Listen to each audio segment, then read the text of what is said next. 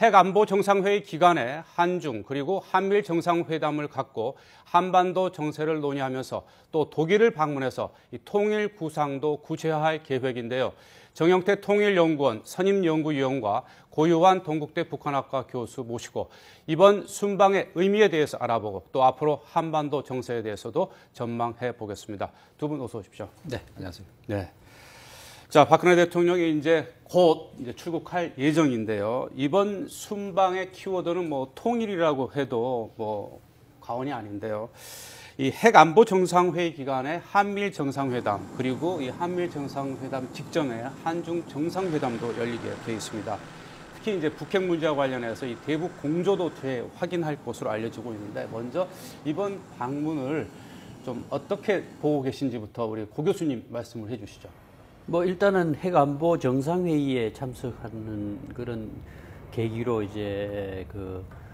분단의 현장이었던 독일을 방문해서 통일과 관련한 중대 제안 같은 발표가 있을 것 같고요. 네. 그러나 일단 주된 현안은 우선 북한 핵 문제가 되지 않을까 봐집니다. 네. 핵안보 정상회의에서 북한 핵이 결국은 세계의 어떤 불안 요인으로 작용하고 있고, 네. 또 작년에 3차 핵실험 이후에 유엔 차원에서 북한에 대한 제재와 압력을 하고 있지만 북한의 핵 능력이 향상되는 것을 현재까지 막지 못하고 있는 상황이죠. 네. 그래서 아마 3차 핵실험 이후에 북한 핵 문제에 대한 평가와 함께 구체적으로 앞으로 좀 더 적극적으로 북핵 문제 해결을 위한 국제 협력 이것을 논의하는 그런 계기가 될 것 같습니다. 네, 교수님 잠깐 이 화면 설명을 우리 시청자 여러분들의 이해를 돕기 위해서 조금 전에 이 박근혜 대통령이 탑승한 비행기가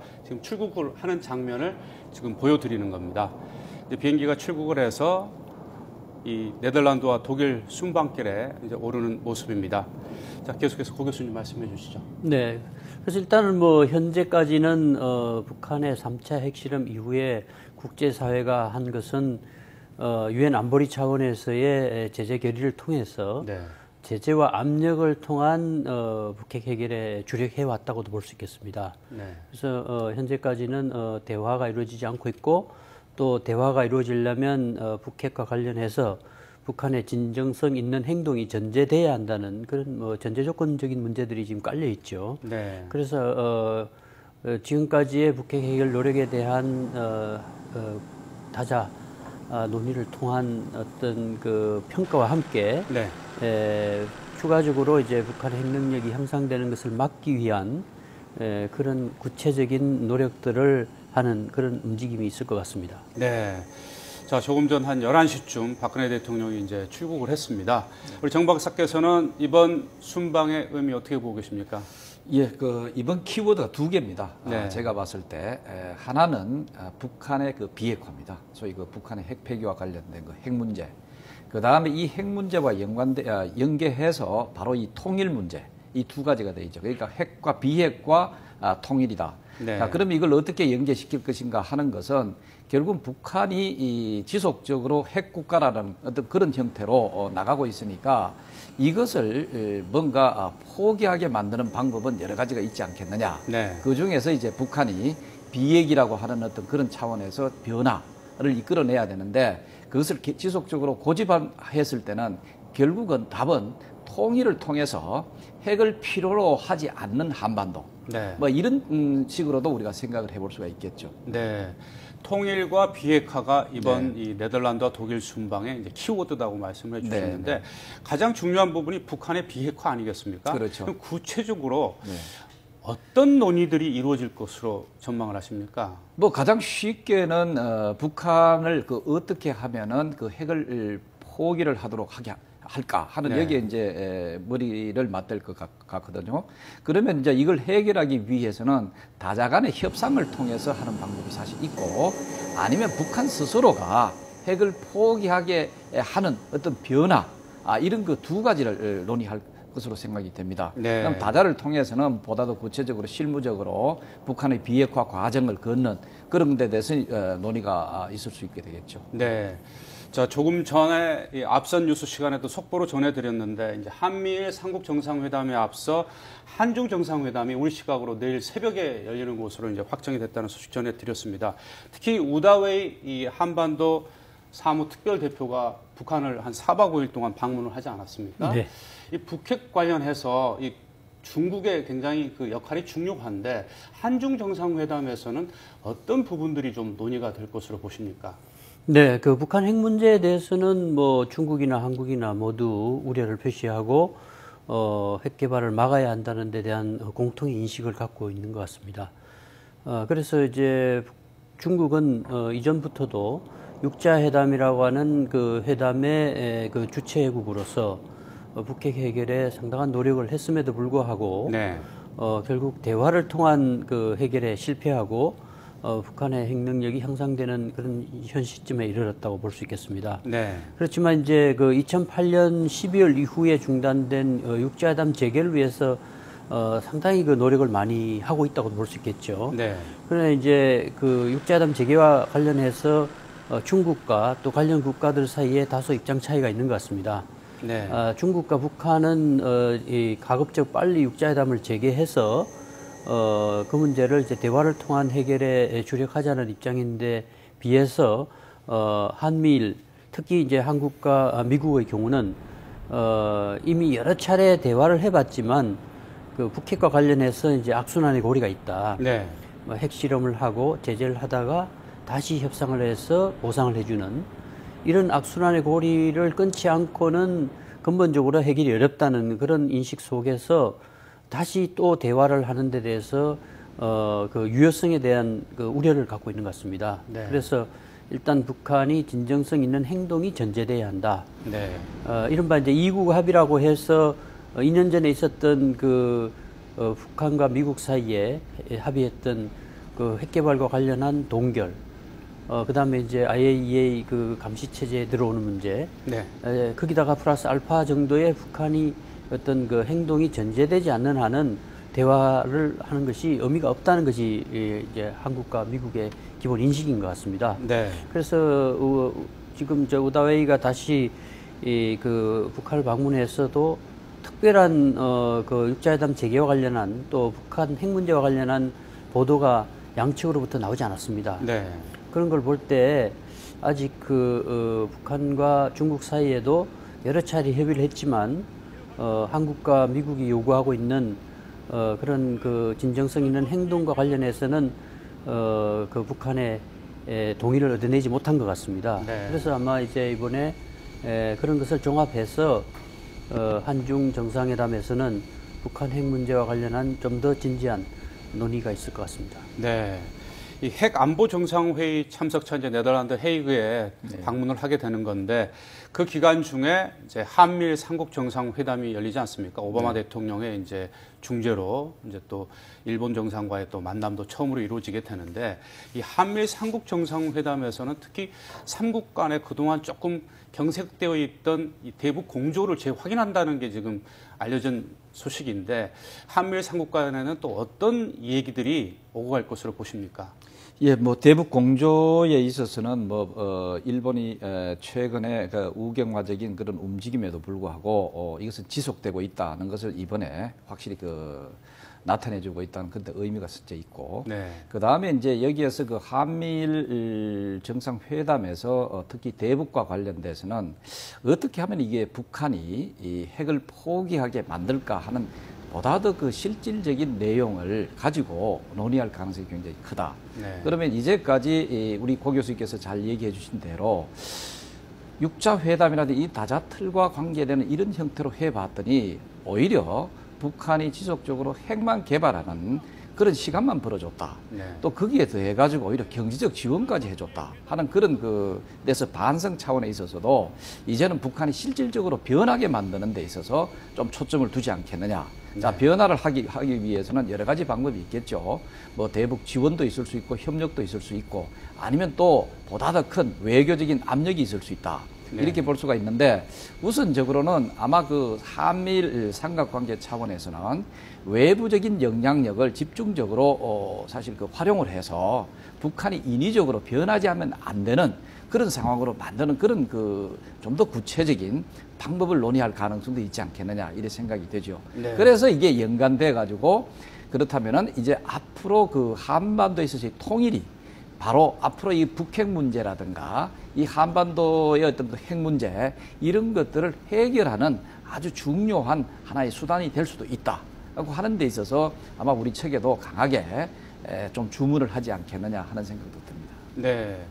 자, 박근혜 대통령이 이제 핵안보 정상회의 기간 중에 이 한중 정상회담 그리고 한미일 삼국 정상회담을 가진 다음에 25일부터는 이제 독일을 방문하게 돼 있는데 통일 대박론을 강조하고 있는 이 박 대통령의 입장에서 우리보다 먼저 분단과 통일을 경험한 이 독일을 방문한다는 것 상당히 의미가 있는 것 같은데요. 우리 고 교수께서는 어떻게 보십니까? 네, 뭐 독일 통일의 경험이 결국은 우리 한반도 통일의 하나의 교훈으로서 그동안 많이 언급이 됐었고 역대 대통령들도 그 독일을 방문했을 때 그 교훈들을 이제 우리 통일에 적용해서 그 통일을 달성하는데 독일의 모델을 상당히 이제 원용하겠다고 하는 그 주장을 했고 또 그와 관련한 선언들을 많이 했었죠. 그래서 이번의 경우도 이제 그 박근혜 대통령이 최근에 통일 담론과 관련해서 이제 대박론을 폈고 네. 구체적으로 이제 그 담론을 실천하기 위해서는 독일 모델을 한반도에 적용할 필요성이 제기됐다고 볼 수 있겠고 네. 그와 관련한 이제 그 중대 어떤 발표가 있을 가능성이 높다는 그 예측들을 하고 있지 않습니까? 그래서 네. 일단은 그 독일의 사례가 한반도에 적용될 수 있다는 것은 어쨌든 그 자유민주주의 질서로 서독이 이제 동독을 사실상 이제 흡수하는 방식으로 통일이 됐고 또 통일 이후에 그 다소 그 부작용이 있긴 했지만 성공적인 통합이 이루어지고 현재 그 경제 문제라든가 이런 모든 문제에 있어서 성공적인 통일 국가로서의 면모를 보여주고 있다는 점에서 이번 방문을 통한 한반도에서의 관련한 통일 제안 네. 또는 뭐 중대한 어떤 발표가 있을 것 같습니다. 네.